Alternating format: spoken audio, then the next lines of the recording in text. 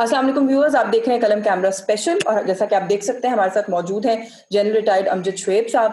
اور thank you so مچ سر، آپ نے ہمیں جوائن کیا اور وقت دیا. اور جیسا کہ میں آپ سے پہلے بھی بات کری تھی، کچھ بات کریں گے پی ڈی ایم کا جلسہ گجرانوالہ میں جو کچھ کل ہوا. اچھا، جلسہ کیسا تھا، کون کون سی پارٹیز تھیں، باقی پارٹیز کے بارے میں بھی بات کریں گے. لیکن زیادتی ہوگی اگر نواز شریف کی تقریر سے میں آغاز نہ کروں گفتگو کا آپ کے ساتھ. یہ کل جو تقریر کی ہے میاں صاحب نے، آپ اس کو کس طرح سے دیکھ رہے ہیں؟ میرا خیال ہے کہ اسٹیبلشمنٹ پر تنقید، فوج کے اوپر انٹرفیئرنس کا الزام، یہ تو پاکستان کی تاریخ میں ہمیشہ لگتا رہتا ہے، لیکن اس طرح سے ایک سٹنگ آرمی چیف کا نام لینا، سب سے پہلے تو آپ اپنی رائے دیجیے گا. دیکھیں جی، ہمیشہ کی طرح میاں صاحب نے گھٹیا کام کیا ہے، پہلے بھی کرتے آئے ہیں. ان سے کبھی اچھائی کی توقع نہیں رکھی، کیونکہ وہ نیشنل لیڈر نہیں ہیں. وہ بنیادی طور پہ ایک کنبہ پرور اور اپنے بزنس کا خیال رکھنے والے بزنس مین ہیں. تو ہوا یہ ہے کہ پچھلی 2 دہائیوں سے، جب سے جنرل مشرف کے ساتھ ان کا ہوا مسئلہ، یہ 2 دہائیوں سے سازشیں کرتے آ رہے ہیں پاکستان آرمی کے خلاف. اور اتنا ان کو پاکستان آرمی کے خلاف اندر غصہ بغض اتنا زیادہ ہے کہ انہوں نے اس میں بھارت کے ساتھ تعاون کرنے سے بھی گریز نہیں کیا. نتیجہ یہ کہ یہ ہر چیز پہ آ کے الزام پاکستان آرمی پہ ڈال کے تو اپنے آپ کو ایک طرح سے سرخرو کرنے کی کوشش کرتے ہیں، جبکہ ہے ان کا اپنا ذاتی مسئلہ. اب آپ دیکھیے جو انہوں نے کل تقریر کی، اس میں بھی رونا انہوں نے وہی رویا کہ جناب کہتے ہیں سیاست میں ثانی، وہ جناب الیکٹڈ پرائم منسٹر اس کے گھر کی دیوار پھلانگ کے اندر ہے، پیچھے ذہن میں وہی ہے، اس کے علاوہ اور کچھ نہیں ہے کہ نکالا تھا مجھے مشرف نے. وہ بھائی تجھے نکالا تھا تو اپنے کام کرتوت بھی تو دیکھو نا. جب نکالا تھا تو کیا کر رہے تھے آپ لوگ؟ کبھی اپنے اندر جھانکا ہے کہ بھی میاں صاحب آپ کیا کر رہے تھے اس وقت؟ وہ نہیں دیکھتے. اور لوگوں کو ایک چیز جو میں انڈرسٹینڈ کرنا چاہتی ہوں، جو بھی آپ نے کہا، یہ جنرل مشرف سے جو غصہ ہے، آپ نے کہا میاں صاحب کا اس کا آغاز ہوتا ہے، اور آپ نے کہا کہ ایک پرسنل ان کا مسئلہ ہے. اور جس طرح سے کل وہ بولے، انفارچونیٹلی بہت سارے لوگ یہ کہنے پر مجبور ہو گئے جو پہلے نہیں کہتے تھے، کہ وہ اپنا کوئی ذاتی غصہ ہی ایسا محسوس ہوتا ہے کہ نکال رہے ہیں. لیکن اس کی کاسٹ بہت بڑی ان کو پے کرنی پڑ سکتی ہے. پولیٹیکل کاسٹ کی بھی میں بات کر رہی ہوں، جو اس وقت ان کے معاملات ہیں میں اس کے حوالے سے بھی بات کر رہی ہوں. لوگوں کو یہ سمجھ میں نہیں آ رہی کہ نواز شریف کا ماضی اگر سامنے رکھا جائے تو اتنا نڈر ہو کر بولنا، اتنا کھل کر بولنا انہوں نے پہلے کبھی نہیں بولا. ہو کیا رہا ہے پی ایم ایل این کے کیمپس میں؟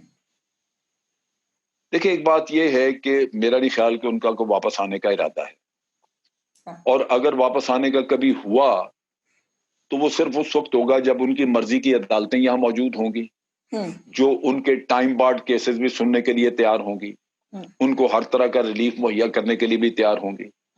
اور جب یہاں پہ ایسے ضمیر فروش لوگ موجود ہوں گے جو ان کو ویلکم کرنے کے لیے تیار بیٹھے ہوں گے، تو میاں صاحب آ جائیں گے جب ان کی مرضی کا سب کچھ ہوگا. لیکن اگر یہ نہیں ہے تو وہ نہیں آتے. ہوا کیا ہے، میاں صاحب اور ان کی بیٹی دونوں پچھلے کئی مہینوں سے خاموش تھے. پہلے شہباز شریف صاحب کو لانچ کیا ہوا تھا مفاہمت کی سیاست کے نام پہ، اور وہ جنرل صاحب کو، جنرل باجوہ کو ملتے ملاتے رہے، لیکن کامیاب نہ ہو سکے اس کام میں جو وہ کروانا چاہتے تھے.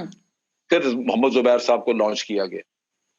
محمد زبیر صاحب نے بھی 2 میٹنگز کی، لیکن وہ این آر او نہ مل سکا، کیونکہ جنرل باجوہ قطن اس معاملے میں عمران خان کو دباؤ میں لانے کے لیے یہ عمران خان سے بات کرنے کو تیار نہیں تھے.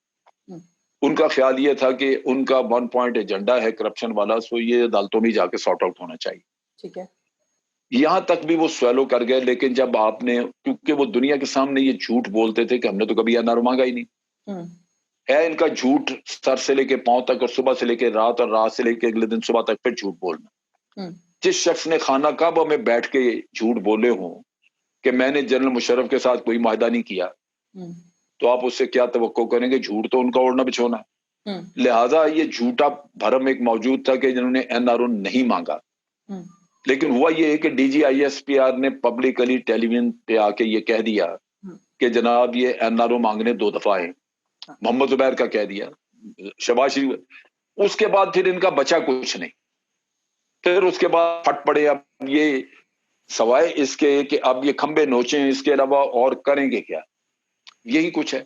یہی تو کچھ اب وہ دلیر بن کے تو آپ نے کہا نا کہ وہ واپس نہیں آئیں گے, انہوں نے ایک کوشش کی ہے, وہ کوشش ناکام ہوئی ہے, اس کی وجہ سے میاں صاحب کا یہ جو ایک سٹائل اب ہم دیکھ رہے ہیں وہ سامنے آ رہا ہے. میں before I take the discussion forward, تنقید کرنے والے یہ بھی کہتے ہیں کہ اگر ملاقات کے لیے وقت یہ لوگ مانگتے ہیں تو ملاقات کے لیے وقت دینے والے وقت دیتے ہی کیوں ہیں, تاکہ یہ بات اس پوائنٹ تک ہی نہ پہنچے کہ کوئی کہے کہ ان کا کوئی رول ہے, یا یہ کہیں کہ ان کا کوئی رول ہے. آپ ان کو بھی تو یہ کہنے کا جواز دیتے ہیں نا کہ ان کا رول ہے, ان سے بات کرنی پڑتی ہے. یشوین, یہ آپ کی بات بالکل ٹھیک ہے, آپ جو بات کہہ رہی ہیں یہ بالکل ٹھیک ہے, اس میں کوئی شک کی بات نہیں ہے, کوئی غلط نہیں ہے کہ آرمی چیف کو نہیں ملنا چاہیے. لیکن ہوتا یہ ہے کہ اکثر لوگ قومی معاملات کا نام لے کے آتے ہیں کہ جی ہم نے قومی معاملات ڈسکس کرنے ہیں, اور کسی نہ کسی بہانے, اور پھر ایک ایک دفعہ نہیں کئی دفعہ پیچھے لگے رہتے ہیں. تو لازماً ایک فیلنگ ہوتی ہے کہ یار یہ سمجھیں گے کہ پتہ نہیں ہم اپنے آپ کو کیا سمجھ رہے ہیں, یہ ملتے نہیں. تو بعض اوقات آپ ملتے بھی ہیں. لیکن آپ کی بات بالکل درست ہے. اگر میں اس بات پہ غور کروں تو میرے خیال میں تو یہی ہوگا کہ آرمی چیف کو ان سے نہیں ملنا چاہیے.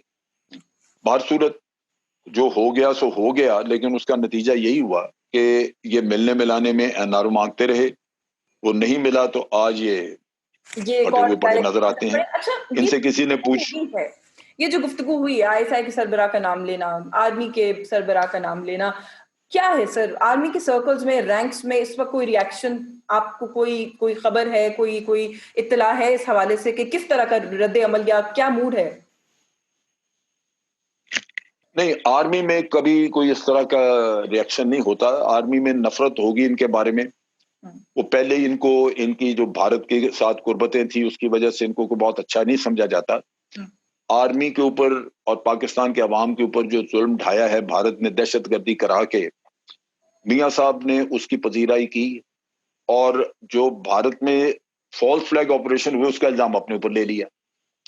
تو آرمی تو اس چیز کو جو قربانیاں دے رہے ہیں لوگ, جو جانے دیتے ہیں, وہ تو نفرت ہی کریں گے. لیکن یہ کہنا کہ اس سے کوئی آرمی میں کوئی بڑا کوئی طوفان اٹھ جائے گا, وہ ایسا نہیں ہے. آرمی کا ایک اپنا ڈسپلن ہے. آرمی دیکھتی ہے اپنے چیف کی طرف, اور چیف آف آرمی سٹاف جو قدم اٹھائے وہ اس کی تابع ہوتی ہے. یہ خوش قسمتی ہے کہ آج ہمارے ملک میں آرمی کا ڈسپلن اس نوعیت کا ہے.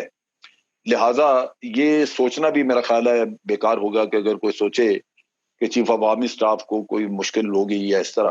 ہاں, البتہ کور کمانڈرز کی جب پریس وہ کریں گے کانفرنس وغیرہ, تو اس میں یہ سب چیزیں ڈسکس ہوں گی. ایک لائحہ عمل کے بارے میں بھی غور ہو سکتا ہے کہ ہمیں آگے کیا کرنا چاہیے ان لوگوں کے منہ بند کرنے کے لیے. لائحہ عمل کی بات ہو سکتا ہے لیگل آپشن کارڈ پر ہو سکتا ہے. میں نے ایک یہ ڈیبیٹ سنی ہے کہ ایک سٹنگ سرونگ چیف کا نام لیا گیا ہے تو کوئی لیگل چینل یوز کرنا چاہیے کہ یہ جو ہے اس کے اوپر کوئی یہ لازماً, میرا اپنا اندازہ ہے کہ لازماً حکومت کی لیگل ٹیم جو ہے وہ اس پہ غور کر رہی ہوگی, اور کوئی ہوگا, اور ہونا بھی یہی چاہیے کہ, اور میں تو یہ سمجھتا ہوں کہ ان کی تقریر پہ پابندی لگانے کا کوئی مسئلہ نہیں ہے. آفٹر آل آپ نے اسی قسم کی تقریروں پہ الطاف حسین کے خلاف پابندی لگائی تھی کہ نہیں؟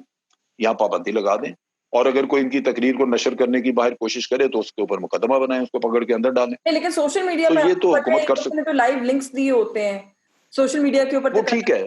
لوگوں سوشل میڈیا پہ تو الطاف حسین کی بھی تقریریں آتی ہیں, لیکن اس کی اتنی وائڈر ریچ نہیں ہوتی جس طرح کہ آپ جلسے میں کھڑے ہو کے کرتے ہیں, یا آپ ٹیلی ویژن اسکرین پہ لا کے کریں اور لائیو نشر ہو رہی ہو. وہ چیزیں جو ہیں وہ نہیں ہیں. تو میرا خیال ہے کہ اس کا کافی حد تک ڈیلیوٹ ہو جاتا ہے افیکٹ. آپ کتنی دیر تک گلے پھاڑتے رہیں گے اس طرح سوشل میڈیا پہ, ختم ہو جاتی ہے. تھوڑا سا موونگ آن بیکاز ٹائم بھی تھوڑا لمیٹڈ ہے. میں یہ پوچھنا چاہ رہی ہوں آپ سے کہ جو کل پاور شو کیا ہے اپوزیشن نے, گورنمنٹ کے لیے گھبرانے کی کوئی بات ہے؟ کیونکہ کچھ لوگوں کا خیال یہ ہے کہ جو بھی اپنی رائے اور اختلافات اپنی جگہ پر, جلسہ بڑا تھا, بہت بڑا تھا, اور اگر یہ پہلا جلسہ بہت بڑا مجھے اندازہ نہیں ہے, لیکن میں تسلیم کرتا ہوں کہ چلے جی آپ نے کہا بہت بڑا جلسہ تھا, بہت بڑا تھا. لیکن اس سے کیا, اگر آپ سارے پاکستان سے لوگ دائیں بائیں سے اکٹھے کریں تو وہ کسی ایک چونکہ کانسٹیٹوئنسی کے نہیں ہوتے, تو اس لیے الیکشنوں پہ تو کوئی اثر نہیں پڑتا. اگر آپ نے کل حکومت بدلنی ہو اور الیکشن نئے کرنے ہوں تو بڑا جلسہ اس بات کی ضمانت نہیں ہوتا کہ آپ الیکشن جیتیں گے. تو یہ ہمیں ذہن میں رکھنا چاہیے. سو اس لیے حکومت بھی میرا نہیں خیال فکر مند ہوگی. حکومت اپنی نیچرلی اس کو منصوبات بندی کرنی چاہیے. حکومت کا کام یہ ہے کہ جن ایشوز کو اپوزیشن اچھالتی ہے ان پہ توجہ دے, سیاسی طور پہ ان کو کاؤنٹر کرے, اور عوام کے فلاحی معاملات جس میں کہ کوئی کسی کی انگلی اٹھانے کی ہے بات، وہ اس پہ عمل کریں، اس کو درست کریں. لیکن یہ کہ لوگ بھول جاتے ہیں. میں آپ کو بتاؤں، میں اگلے دن ایک پروگرام میں نے دیکھا جس میں کہ بڑا واضح بتایا ہوا تھا کہ نون لیگ کے دور میں چینی 130 روپے کلو بھی بکی ہے. آٹا جو ہے نون لیگ کے دور میں وہ بھی 80 روپے کلو بکا. تو یہ ایسی چیز نہیں ہے. آج چونکہ وہ گلا پھاڑ پھاڑ کے اس چیز پہ رو رہے ہیں، تو عوام تو ہمیشہ مہنگائی سے تنگ رہے ہیں. یہ تو نہیں ہے. ان کے دور میں بھی آپ کو یاد ہوگا کہ نون لیگ کے دور میں کہا جاتا تھا کہ آٹا شیر کھا گیا، شیر آٹا کھا گیا. یہ ایک وقت آیا تھا آٹا غائب ہو گیا تو انہوں نے کہا یہ شیر آٹا کھا گیا. تو یہ چیزیں چلتی ہیں. لیکن یہ ہے کہ حکومت کو ان چیزوں کو کاؤنٹر کرنا چاہیے پولیٹیکلی، اور عوام کے مفاد کے لیے تو جو بھی ہو سکتا ہے وہ کیا جائے. پی ڈی ایم کا خاص طور پہ کیا مہنگائی دیکھ رہے ہیں؟ یہ جو یونٹی کی باتیں ہو رہی ہیں، مولانا بلاول، مریم، نون لیگ، نہیں، یہ ایسے ہوکس ہے. دیکھیں بات یہ ہے، انہوں نے یہ ایسے ہی ہے. دیکھیں انہوں نے کہا جی استعفے دینے ہیں تو ہم ایز اے لاسٹ ریزورٹ دیں گے. اس کا مطلب یہ ہے کہ ان کو یہ اندر خانی پتہ ہے کہ یہ تحریک نے کچھ نہیں ہمیں کرنا، تحریک تو کامیاب نہیں ہوگی، پھر ایز اے لاسٹ ریزورٹ ہم استعفے دے دیں گے. تو جب استعفے کا وقت آئے گا تو پیپلز پارٹی دوڑ جائے گی، وہ تو استعفے دیں گے نہیں. پیپلز پارٹی کا جو کچھ ہے وہ سندھ میں ہے، اور ان کو بھی پتا ہے کہ سندھ میں جو تباہی انہوں نے پھیری ہوئی ہے اس کی سے بڑی پاسبلٹی ہے کہ اگر فیئر الیکشن ہو گیا تو ہو سکتا ہے کہ سندھ میں دوبارہ ان کو حکومت ہی نہ ملے. بالکل. اور اگر پیپلز پارٹی کو حکومت نہیں ملتی تو اس کا سب سے بڑا نقصان ان کے کرپشن کے کیسز کا ہوگا. کرپشن کے کیسز کے سب کے ثبوت سندھ میں ہیں. آج نیب کیسز چلاتا رہے تو نہ وہاں سے گواہ اٹھیں گے، نہ وہاں سے ثبوت آئیں گے. لیکن حکومت ہاتھ سے نکل گئی تو سارا کچھ پروو ہو جائے، مارے جائیں گے پیپلز پارٹی والے. سو وہ کبھی بھی یہ نہیں چاہیں گے کہ وہ اس حکومت سے نکلیں. تو پھر صورتحال ہے. آپ اس کا فیوچر کیا دیکھ رہے ہیں کہ یہ کچھ تھوڑا سا پریشر اس کا فیوچر یہی ہے، رستے جائیں گے، کیا کریں گے، کیا مطلب بالآخر اب کل دیکھیں نا جو جلسہ ہوا ہے اس میں مولانا کو انہوں نے ذلیل کروایا، اور اس کو شاید آخر میں انہوں نے تقریر کرائی. پیپل پارٹی وغیرہ کے لوگ اٹھ کے وہ پہنچے ہی لیٹ. مولانا تو پتہ نہیں کوئی راستہ، باقی دنیا لوگ چلے گئے. وہ بہت ساری خالی کرسیاں تھیں جن کے اوپر تقریر جھاڑتے رہے. تو یہ ہے ایسا. بالآخر میرا خیال ہے یہ رو دو کے چپ کر جائیں گے، اور کیا ہوگا. اس کے علاوہ ان کے پاس کوئی چوائس نہیں. چلیں، تھینک یو سو مچ سر. اور کیا کریں گے. ہاں، ایک وہ تھی ڈیولپمنٹ تھی. آئی تھاٹ کہ آپ سے آپ کی رائے پر لی جائے. آپ کو زحمت دیتے رہیں گے. بہت شکریہ، تھینک یو سو بہت مچ. شکریہ. General tied in the shape وہ آپ نے سنی. قلم کیمرہ سے مجھے اجازت دیجیے گا. اللہ حافظ.